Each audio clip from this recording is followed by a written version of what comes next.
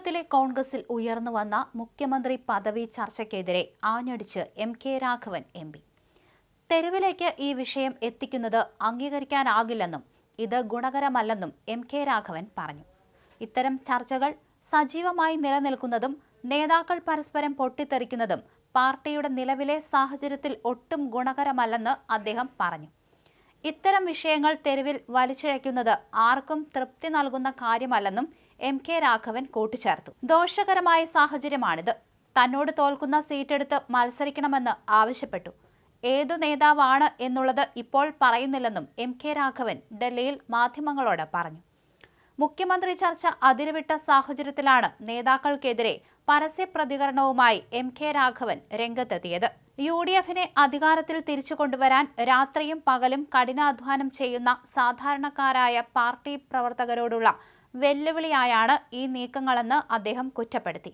ഒരു മുന്നണിയെ വിജയിപ്പിക്കാൻ ശ്രമിക്കുന്ന പ്രവർത്തകരെ പരിഹസിക്കുന്ന രീതിയിലാണ് നേതാക്കളുടെ ഈ കസേരകളി. പാർട്ടി പ്രവർത്തകർ ഒരിക്കലും ഇത്തരം നീക്കങ്ങളെ അംഗീകരിക്കില്ലെന്നും രാഘവൻ തുറന്നടിച്ചു. മുഖ്യമന്ത്രി ആരാകണമെന്നത് സംബന്ധിച്ചിട്ടുള്ള അന്തിമ തീരുമാനം എടുക്കേണ്ടത് കോൺഗ്രസ് ഹൈക്കമാൻഡാണ്. സംഘടനാപരമായ എല്ലാ കാര്യങ്ങളിലും ഹൈക്കമാൻഡ് എടുക്കുന്ന തീരുമാനമാണ് അന്തിമമെന്നും ഉചിതമായ സമയത്ത് അവർ യുക്തമായ തീരുമാനങ്ങൾ കൈക്കൊള്ളുമെന്നും അദ്ദേഹം പറഞ്ഞു. DCC പ്രസിഡന്റ് ഷിയാസ് ആണ് ഇത് ആദ്യം പറഞ്ഞത്. ആ പ്രസ്താവനയാണ് എല്ലാ പ്രശ്നവും തുടങ്ങിയത്. അവിടെ നിന്നാണ് വ്യാപകമായ ചർച്ചയായതും.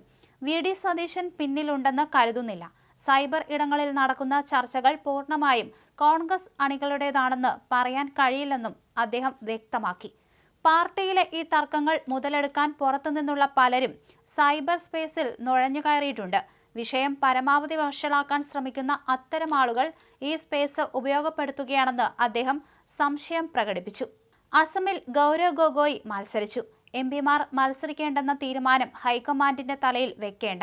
എന്തടിസ്ഥാനത്തിലാണ് MPമാരുടെ കാര്യത്തിൽ തീരുമാനമെടുത്തത് ഹൈക്കമാൻഡാണെന്ന് പറയുന്നത്? ഹൈക്കമാൻഡിന്റെ തലയിൽ ഇടണ്ട. തർക്കം ഒഴിവാക്കാനാണ് ഹൈക്കമാൻഡ് സമ്മതിച്ചത്. ചിലർ MPമാർ മത്സരിക്കാൻ പാടില്ലെന്ന് വാശി പിടിച്ചു. ചിലരുടെ ദുർവാശിയാണ് ഇതിന് കാരണം. സമയം വരുമ്പോൾ പലതും പറയാറുണ്ട്. കേന്ദ്ര തെരഞ്ഞെടുപ്പ് കമ്മിറ്റിയിൽ എന്ത് നടന്നു എന്ന് എല്ലാവർക്കും അറിയാം.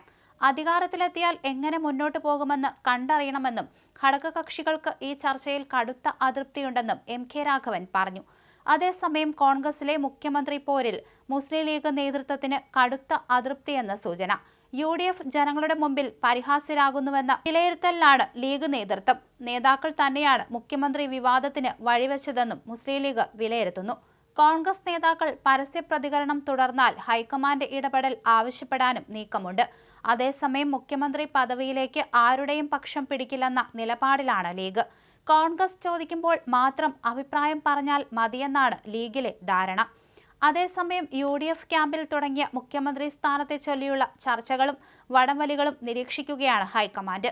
കോൺഗ്രസ് അധ്യക്ഷൻ മല്ലികാർജ്ജുൻ ഖാർഗെ കേരളത്തിലെ മുതിർന്ന നേതാക്കളുമായി ഫോണിൽ സംസാരിക്കുകയും നിലവിലെ രാഷ്ട്രീയ സാഹചര്യത്തെക്കുറിച്ച് വിവരം തേടുകയും ചെയ്തു. നേതാക്കൾ മുഖ്യമന്ത്രി സ്ഥാനത്തിനു വേണ്ടി ചരടുവലികൾ തുടങ്ങിയതോടെ ഹൈക്കമാൻഡ് അതീവ ജാഗ്രതയിലാണ്.